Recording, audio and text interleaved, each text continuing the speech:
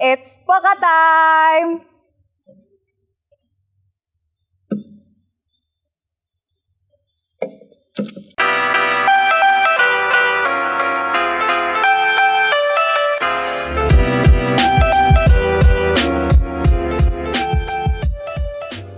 Hello guys, back again di Poka Podcast Kakak. Hari ini kita akan ngebahas seputar relationship, tapi tenang aja, aku nggak sendirian, tapi aku bareng seorang guru agama yang sangat luar biasa, ngajar kelas 10. Silakan perkenalkan diri, Pak. Makasih Kitana dan teman-teman semuanya. Saya adalah Mr. Ton. Ya, saya ngajar di kelas 10 untuk SMA Kristen Kalam Kudus. Ya, saya juga bergerak di pelayanan kaum muda di gereja dan juga masih membawai beberapa kelas untuk pendidikan anak muda di beberapa di daerah, terutama di Nusa Tenggara Timur.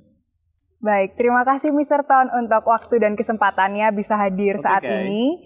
Sekarang kita akan ngebahas satu topik yang sangat menyenangkan, yaitu seputar toxic relationship. Yang sekarang memang lagi booming ya, di mana-mana lagi super viral ya. Nah, kira-kira apa sih toxic relationship itu dan relationship itu apa? Jadi ini bahasan yang memang hari-hari ini yaitu toxic relationship itu adalah sebuah hubungan yang dimana seseorang itu sudah tidak memiliki hubungan yang baik lagi. Apa yang menjadi tanda? Biasanya yang satu merasa direndahkan, dicueki, atau ada beberapa permasalahan-permasalahan yang membuat hubungannya itu jadi tidak harmonis seperti awal-awalnya. Ya, itu yang menjadi tanda sebuah hubungan dikatakan toksik karena sudah ada tidak nyaman, ada merasa dirugikan, direndahkan, itu menjadi ciri. Dan berikutnya lagi bahwa relasi yang toksik itu kalau sendiri lebih baik daripada ada dia. Nah, itu ada ciri-cirinya adalah relasinya lagi toksik seperti itu. Seperti itu ya.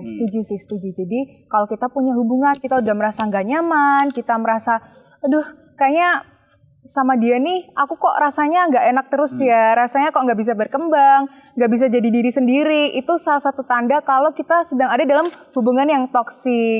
Nah, toxic relationship ini sebenarnya nggak cuman bisa nyerang, nggak cuman bisa ada di hubungan pacaran aja, tapi juga bisa di hubungan pertemanan ya, Mister? Iya.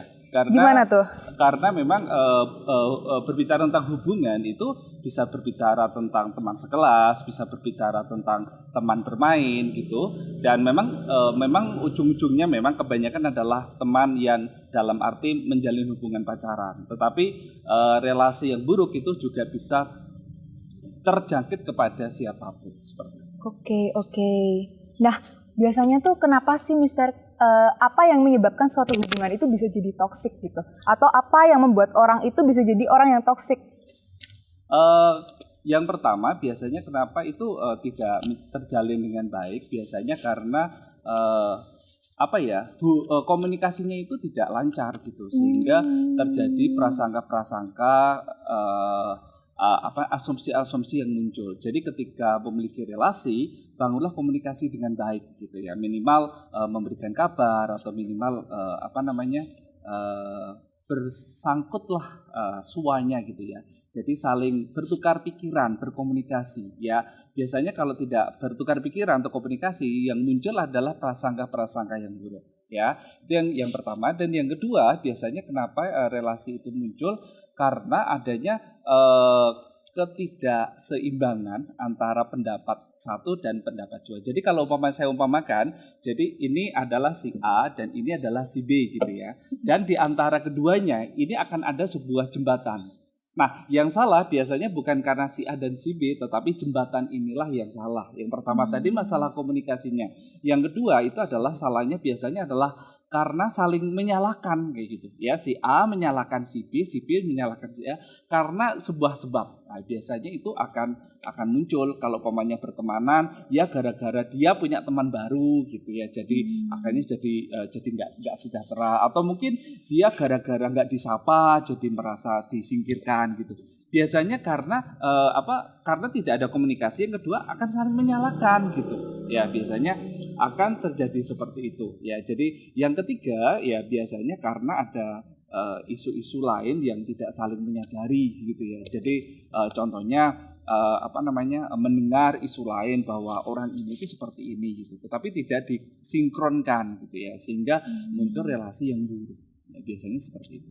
Jadi ternyata sangat perlu ya yang namanya kedewasaan, yang namanya komunikasi di satu hubungan itu ternyata penting banget ya, Sangat Mister. penting, karena Sangat itu penting. kuncinya.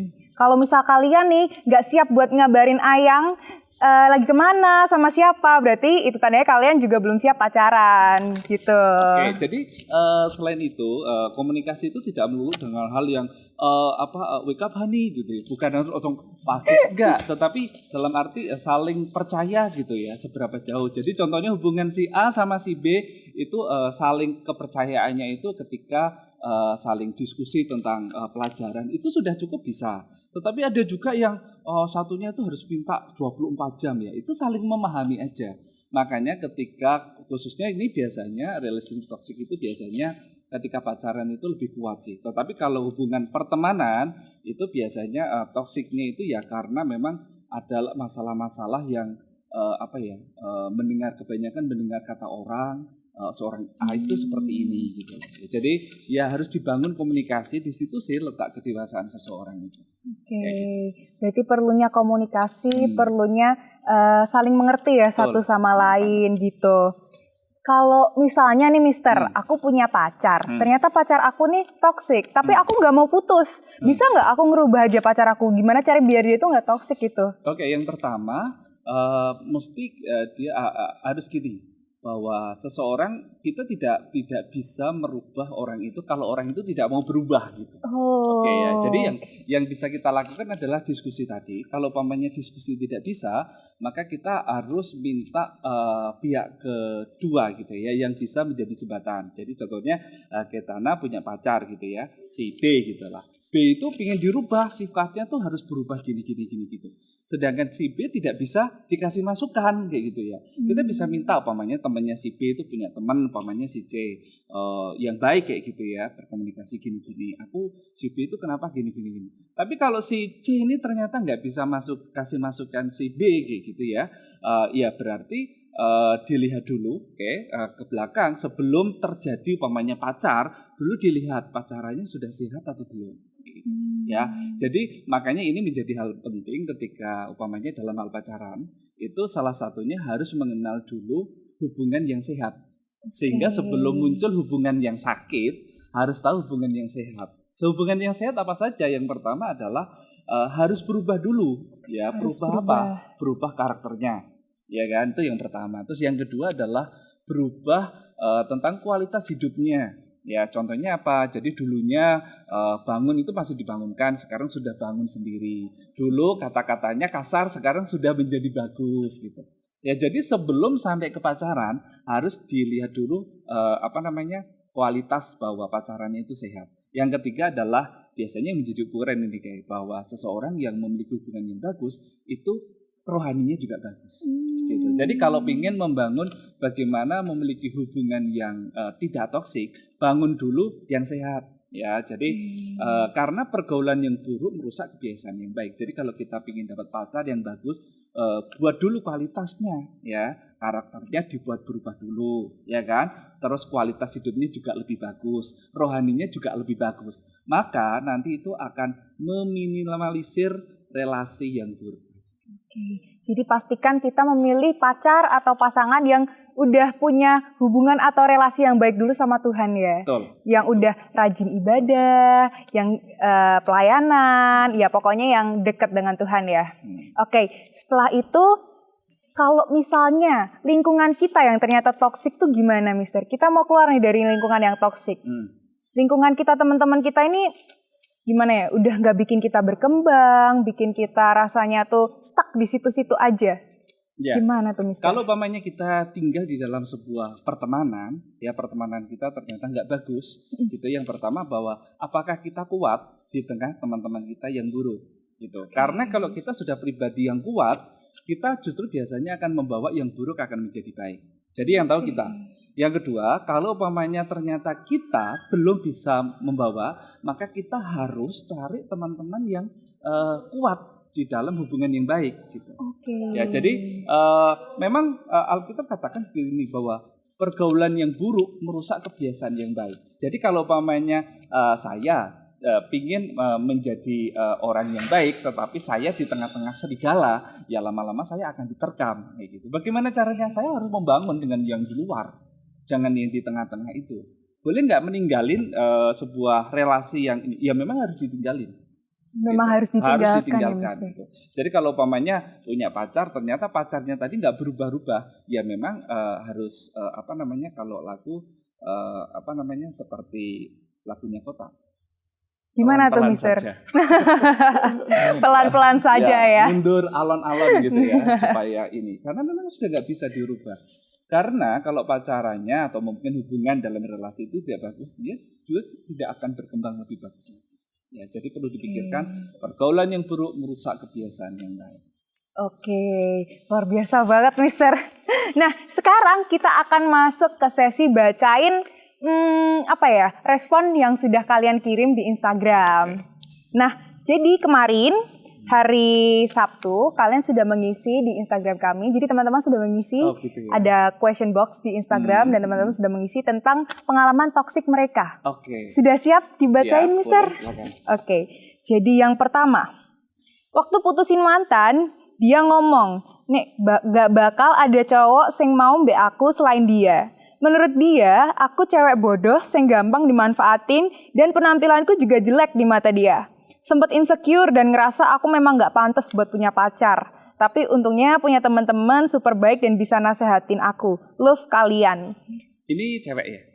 Bisa jadi cewek. Oke. Iya. Jadi yang nulis cewek pasti. Iya. Oke. Yang pertama kayak gini, bahwa saya mau ngasih tahu bahwa semua di kalian, bahwa semua kita itu adalah ciptaan Tuhan yang sempurna. Unik, diciptakan Tuhan berbeda, dan kita diciptakan nggak seperti boneka pertama kali suka, kita sayang, setelah kucel, kotor, terus akhirnya udahlah kita buang. No, nggak kayak gitu. Ya, kita diciptain Tuhan itu spesial, dan Tuhan punya rencana yang indah untuk kehidupan kita. Termasuk siapa yang akan menjadi pacar kita. Ya, itu pertama. Terus yang kedua, kalau itu tadi cewek, saya kasih tahu bahwa cewek itu di Alkitab dikatakan seperti permata, bukan mas-masan. Artinya adalah kalau kalian cewek kadang merasa insecure ya bahwa jangan takut, karena Tuhan akan mempersiapkan orang yang tepat, siapa yang akan mengambilmu, siapa yang akan memacarimu. Jadi kalau aku nggak laku-laku berarti akan ada orang spesial. Tunggu aja, kayak gitu ya. Jadi jangan pernah insecure karena keberadaan diri, karena setiap kalian itu Tuhan sudah punya rencana akan dengan siapa gitu. Karena dijodoh-jodohkan juga akan putus, melihat yang bagus pun belum tentu itu yang terbaik. Tetapi kalau itu dari Tuhan pasti yang terbaik. Ya, yang terpenting adalah jalani kehidupan dengan baik, minta pertolongan dan nikmat dari Tuhan, pasti nanti akan dipertemukan yang terbaik. Amin. Ya, benar banget. Jadi kita sebagai perempuan-perempuan nih udah nggak perlu lagi yang namanya insecure. Karena orang yang tepat akan datang di waktu yang tepat. Benar, Mister. Yes. Lanjut ke yang nomor 2. Pernah punya pacar yang maksa banget buat kirim foto naked full body. Kalau enggak, aku yang diputusin dan dia bilang aku nggak tulus dan nggak sayang dia. Ya iyalah, aku sih nggak mau. Oke, baik. Saya mau kasih tahu naked sampai full body itu termasuk buat saya itu adalah bagian dari seksualitas, ya, seksualitas. Nah, prinsipnya gini, seks bukan cinta dan cinta bukan seks. Itu harus diingat. Ya, jadi seks bukan cinta karena gini, cinta yang seks itu hanya ada dalam pernikahan. Jadi sebelum pernikahan nggak ada. Jadi kalau ada, umpamanya ada seorang cowok bilang kalau kamu memang benar-benar cinta, kamu harus buktikan dengan hubungan seks, dengan foto telanjang dan sebagainya. Berarti cintanya itu bersyarat. Nah, cinta itu ada 3. Yang pertama adalah cinta kalau. Aku mau cinta kamu kalau kamu akan gini, kalau kamu mau gini, kalau kamu akan gini. Nah, itu cinta kalau. Yang kedua, cinta karena.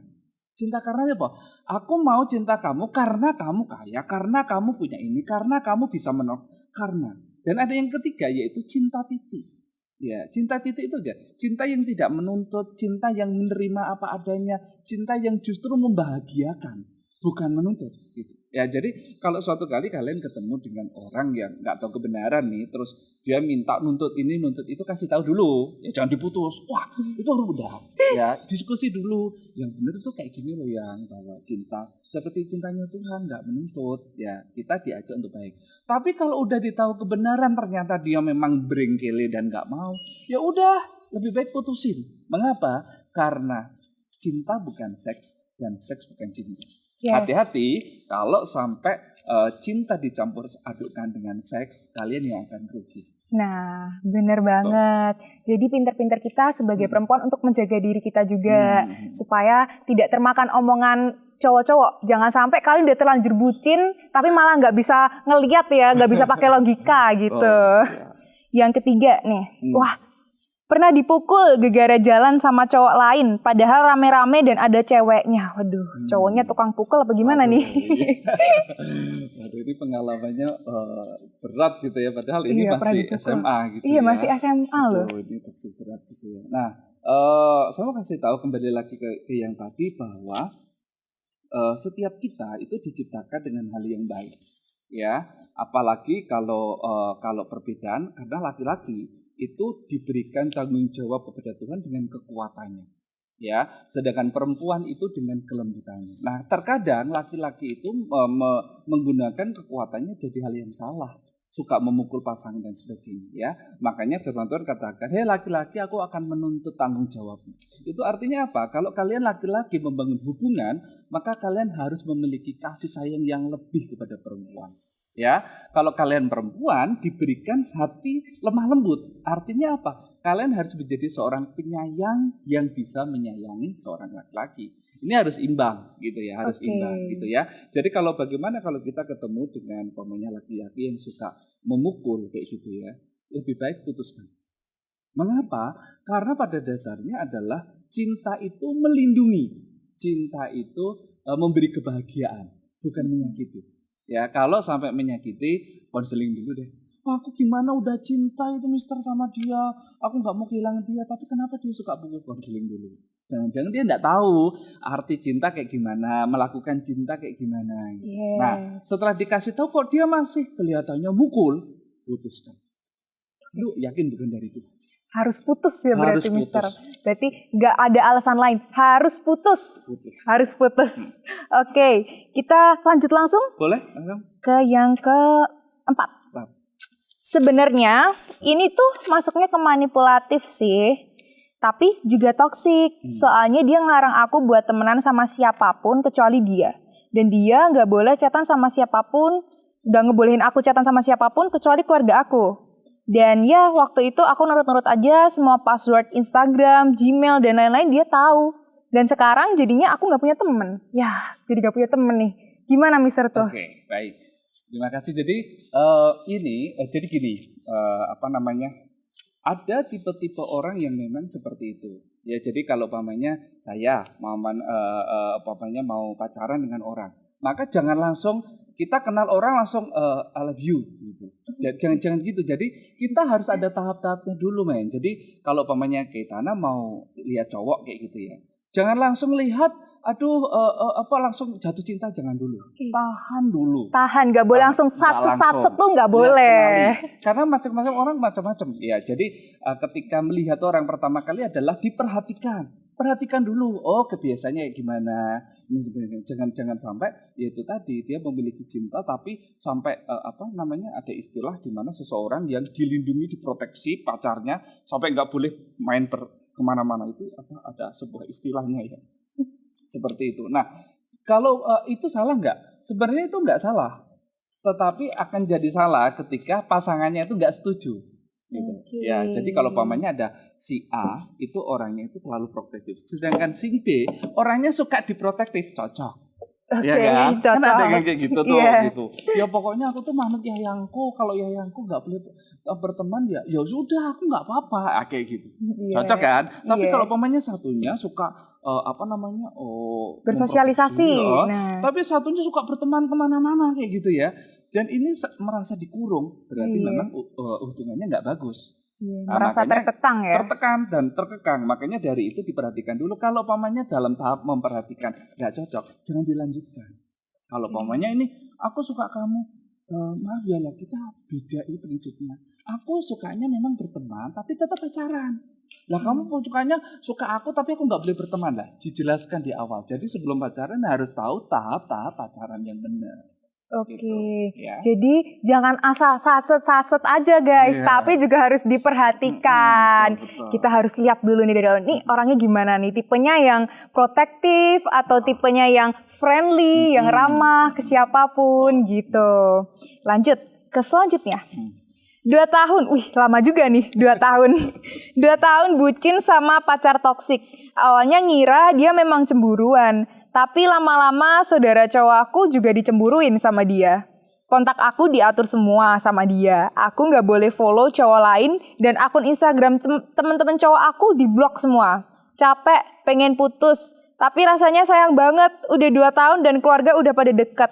Kalau dipikir-pikir juga mau sampai kapan? Bener juga, Iya. mau sampai kapan? Ya, yang pertama saya apresiasi karena kalian udah punya pikiran sampai ke situ, ya. Dan istilahnya kayak buntu gitu. Jadi yang harus dilakukan sekarang adalah berkomunikasi baik dulu dengan pacarnya, bahwa keluarkan unek-uneknya gitu. Yang aku tuh pinginnya kayak gini, dia pinginnya kayak gitu. Itu yang pertama. Tapi kalau sudah berjalan itu ternyata nggak menemukan titik temu gitu ya, nggak menemukan titik temu, tetap harus disudahi gitu. Oke, karena kebanyakan adalah bagi seorang, terutama seorang anak remaja biasanya itu kalau mutusin nggak mau, tapi tiba-tiba ngilang gitu aja, itu bukan keputusan. Ngeghosting ya. Ghosting. Itu nggak bagus. Jadi yang harus dilakukan adalah komunikasi. Kalau komunikasi nggak ketemu adalah harus bicara baik-baik. Mungkin nggak mudah kalau memang putus, tapi bicara baik-baik untuk sesuai dengan tujuannya masing-masing. Yes. Ya. Terus kalau kalian merasa bahwa, aduh, mungkin nggak akan ada orang sebaik dia kayak gini-gini, tenang. Tuhan akan mempertemukan orang yang jauh lebih baik. Yes. Kayak gitu. Ya, yang penting adalah kalian tetap berharap sama Tuhan. Yes, itu dia pentingnya komunikasi di dalam sebuah hubungan. Betul. Dan juga jangan pernah mikir kalau misal kita, aduh teman-teman udah pada pacaran nih, aku masa belum punya pacar, terus langsung udah deh siapa aja yang mau sama aku langsung aja deh pacarin gitu, gimana tuh Mister? Aduh. Ya itu tadi bahwa jangan sembarangan ketika bertemu gitu. Makanya banyak yang tanya bagaimana sih Mister kalau kita itu ketemu dengan orang yang tepat ya. Yang pertama adalah kalian harus tahu tahap-tahap pacaran itu. Dilihat dulu baik-baik. Kalau sudah diklikkan kemana? Kalau sudah diklikkan kemana, gitu kan? Dan dia ngeklik sama-sama. Kalau nggak sama klik ya nggak bisa. Kalau sama-sama ngeklik, dibangun dulu dengan hubungan yang sehat. Bangun dulu rohaninya, saling menguatkan tentang karakternya. Kalau umpamanya aku punya teman dekat yang bau badannya minta ampun, kasih saran mau nggak? Kayak gitu. Terus umpamanya dia ini ternyata dia itu gampang pakai kata-kata yang jelek gitu ya. Kebun binatang keluar semuanya, kasih masukan mau nggak? Kalau umpamanya mau, jangan-jangan itu bagus, akan meningkat. Rohani bagus, karakter bagus, kehidupan akan berubah, berarti itu sehat. Biasanya kan ke situ ya. Tapi kalau umpamanya tidak ada pembaruan lebih bagus lagi, jangan-jangan nanti ke depannya juga hubungan kalian juga bagus. Oke, berarti hubungan yang sehat itu selalu mengarah ke arah yang lebih positif ya, Mister. Oke, terus nih ada nih. Pacar ketemuan aja nggak pernahnya virtual. Waduh, pacaran sama layar nih, gimana Mister? Pacarannya sama layar. Oke, jadi dalam tahap pacaran itu ada 5 ya, ada 5. Jadi saya ambil yang kedua aja. Yang pertama memperhatikan, yang kedua ketertarikan. Jadi kalau kalian pacaran belum pernah ketemu, jangan berharap kalian akan disebut dengan pacaran. Gitu. Jadi jangan buru-buru aku pacarnya dia, tenang, jangan. Jangan-jangan virtualnya sama dirimu juga virtual sama yang lain. Nah, gitu. hayo loh. Ya. Jadi anggap teman dulu, jangan terlalu terburu-buru, santai. Kalian masih muda, masih punya waktu panjang. Ya, jadi bagaimana dengan itu ya enggak apa-apa kalau umpamanya nyebutkan hubungan yang baik enggak apa-apa, tapi jangan terburu-buru untuk ambil keputusan. Aku miliknya dia, dia milikku. Setelah ketemu, wah, dilabrak orang lain lagi yang punya. Nah, ya kan? Jadi jangan terlalu percaya dengan virtual. Ketemu dulu. Harus ketemu dulu ya, Mister. Kalau masa pandemi seperti ini. Kenalan cuma di HP, jadiannya di HP itu gimana tuh, Mister? Aduh. Jangan dulu ya. Iya. Yang ketujuh, waduh nih. pernah jadi pacar yang toksik malah. Waduh, dia malah pernah jadi orang toksik nih, Mister. Bagus. Kalau umpamanya misalnya menjadi pacar yang toksik, yang pertama adalah sadar. Ya, Oke, itu sudah tahu sadar sadar. kalau saya toksik itu sudah bagus. Tuh. Yang kedua adalah kalau pakai kata-kata yang rohani, bertobat. Wah, bertobat itu kok kayaknya Bertobatlah. jelek gitu ya.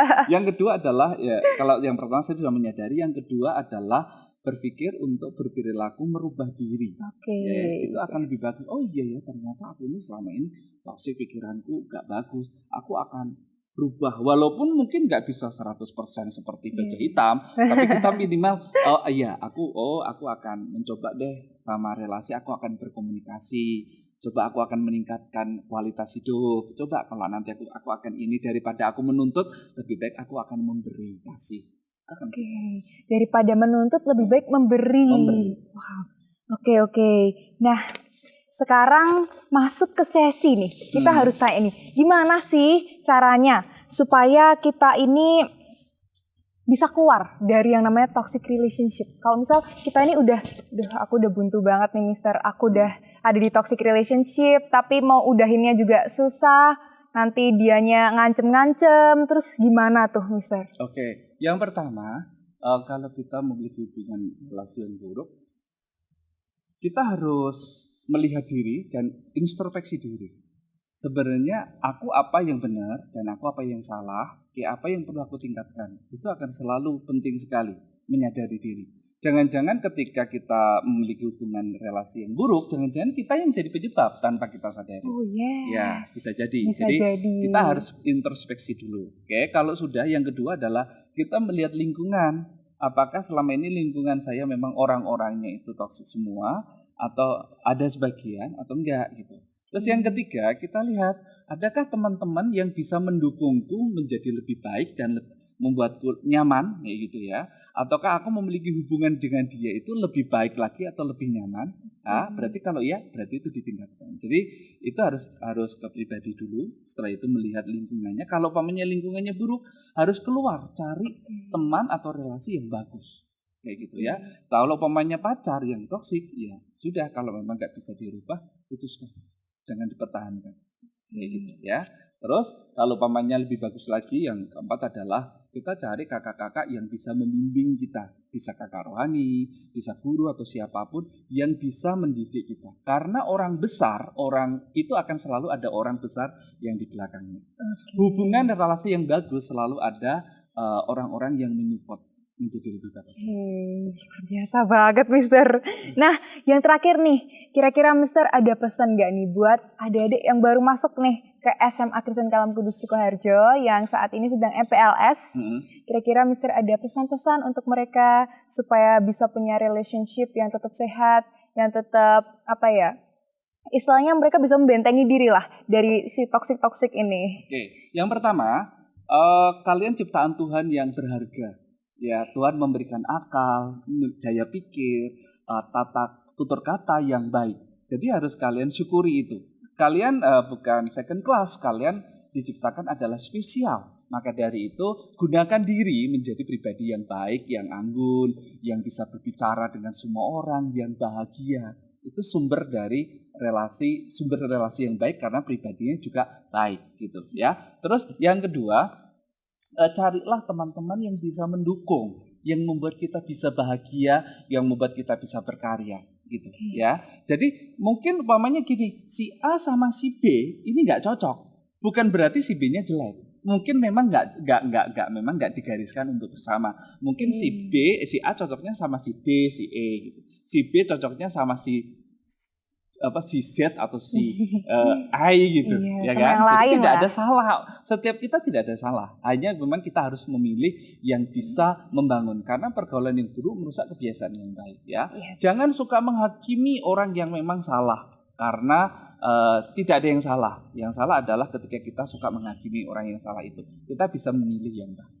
Yes, benar banget. Nah, sekarang kita sudah berada di akhir dari podcast kita hari ini. Semuanya jangan lupa untuk klik subscribe di bawah. dan juga follow Instagram OSIS kita. Dan Mr. Ton juga punya nih channel YouTube. Apa tuh Mr.? Oke, saya jadi suka sekali traveling, suka naik gunung ke pantai gitu ya, karena memang sudah hobi sejak kecil. Saya ada di Peter Sahabat Kamu, jadi sesuai nama depan saya, Peter Suntono. Jadi saya Peter Sahabat Kamu itu adalah tempat kalau umpamanya teman-teman semuanya pingin cari tempat wisata atau tempat alam yang indah, ada semuanya di channel di channel YouTube-nya Mr. Ton. Jangan lupa untuk di-subscribe juga, untuk di-like semua videonya, oke? Nyalakan loncengnya. Yes, nyalakan loncengnya juga. Ya, kalau nyalakan loncengnya. Oke, sekali lagi terima kasih ya Mr. Sama-sama. Sudah menyempatkan untuk hadir di podcast hari ini. Dan semuanya terima kasih sudah menonton.